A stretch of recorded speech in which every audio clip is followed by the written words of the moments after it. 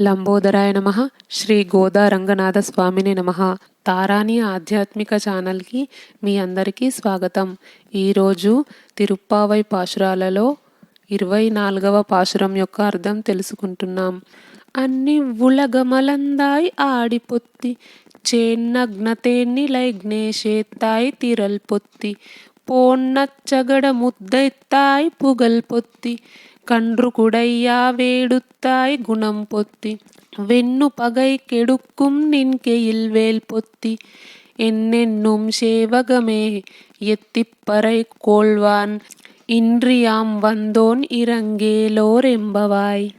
వడుగుగ జగముల గొలిచిన గడసరి పదముల కొనగును ఘనమంగళముల్ మిడిచెడ పదితలల పురుగు నడిచిన భుజబలుని కగును నతిమంగళముల్ బండిని తన్నిన పదముల గండర గండనికి నమరు ఘనమంగళముల్ బండగ దూడను విసిరిన కండల వడిసెడ పదముల కగుమంగళముల్ మాయల ధేనువు నడిచిన మాయల పరమాయ కనుజ మరిమంగళముల్ మాయల వర్షపు గొడుగుగ మాయగ కొండనుగొను గరిమకు మంగళముల్ కేలగనగి గిరిని చిరుత వేలనగుని నేనుగలను వేగమి చేరన్ జూలుదుమిము గావగ పరి పాలకుడను పరుడను పశు పాలకునగుటన్ అని పిలిచిన దయతలిచిన నినుగొలుతుము నీకు నుతులు నిఖిల శరణ్య ఘన కరుణలు సుజనులకగు సునిశితమగు రిపుల వదకు శూలాయుధమున్ వేలాయుధ వేద వినుత కాలాధిప కమలనాభ కడుమంగళముల్ లీలామానుష విగ్రహ మేలౌ పరనొసగుము పరమేశ కరుణన్. ఈ పాశురంలో గోపికలు కృష్ణుడికి ఆయన చేసిన గొప్ప గొప్ప విజయాలను తలుచుకుంటూ మంగళం పాడుతున్నారు. భగవంతుడు ఇంద్రుడికి కొంతకాలం పదవిని నిర్ణయించాడు. ఆ కాలం తీరకుండానే నిర్ణయించిన కాలం మొత్తం పరిపాలించకుండానే రాక్షసరాజు బలి ఇంద్రుడి మీదికి దండెత్తి ఇంద్రుణ్ణి ఓడించి ఆ సింహాసనాన్ని అధర్మ మార్గంలో తీసుకున్నప్పుడు బలిచక్రవర్తి దగ్గర నీవు 3 అడుగుల దానం తీసుకుని భూమిని ఆకాశాన్ని కొలిచి ఆ బలి మహారాజు యొక్క తలపై కూడా 3వ పాదం మోపావు కదా ఓ కృష్ణ. వామనావతారంలో ఈ లోకమును కొలిచిన నీ పాదములకు మంగళం. రామావతారంలో సీతమ్మని ఆ 10 తలల రావణుడు ఎత్తుకు వెళ్ళిపోయాడు. అప్పుడు నీవు వానరుల సహాయంతో 7 సముద్రాల అవతల ఉన్న లంకకి ఎన్ని యుగములు అయినా చెదిరిపోని వారధి నిర్మించుకొని అత్యంత సుందరమైన బంగారు లంకా నగరమును చేరి నీ బాహుబలంతో ఆ రాక్షసులని సంహరించి నీ విలువిద్యా నైపుణ్యంతో నీవు రావణ కుంభకర్ణుల యొక్క తలలను నరికి సీతమ్మని తీసుకువచ్చావు. అలాంటి నీ ఆజానుబాహువుల బలమునకు మంగళం. కృష్ణావతారంలో పసిపాపడిగా ఉన్నప్పుడే నిన్ను శకటాసురుడు ఒక బండి రూపము ధరించి నిన్ను ఆ చక్రాలతో తొక్కేయాలనుకున్నాడు.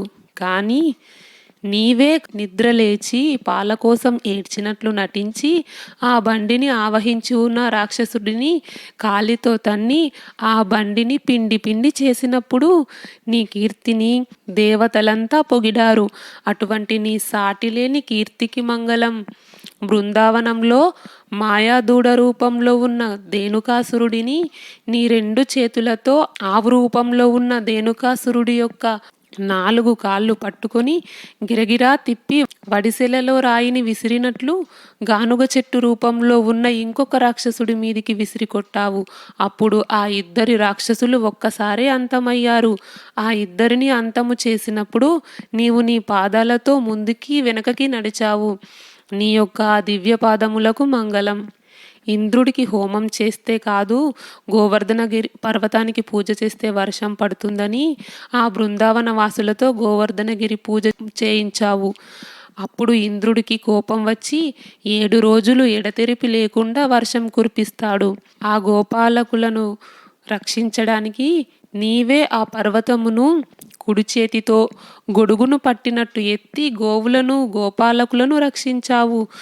గోవర్ధనగిరిని ఎత్తి నిన్ను నమ్మిన వాళ్లను కాపాడిన నీ వాత్సల్య గుణమునకు మంగళం.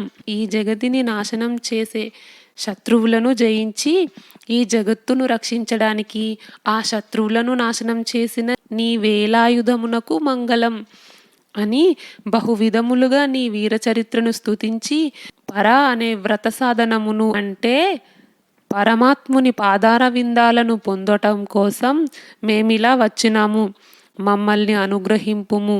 ఇది 24వ పాశురం యొక్క అర్థము. వచ్చే వీడియోలో 25వ పాశురం యొక్క అర్థం తెలుసుకుందాం. ఈ వీడియో నచ్చితే లైక్ చేయండి, షేర్ చేయండి. తారాని ఆధ్యాత్మిక ఛానల్ని సబ్స్క్రైబ్ చేయండి. బెల్ ఐకాన్ గుర్తుపై క్లిక్ చేయండి. ఇంతవరకు ఈ వీడియో చూసినందుకు మీ అందరికీ ధన్యవాదాలు. కృష్ణార్పణం.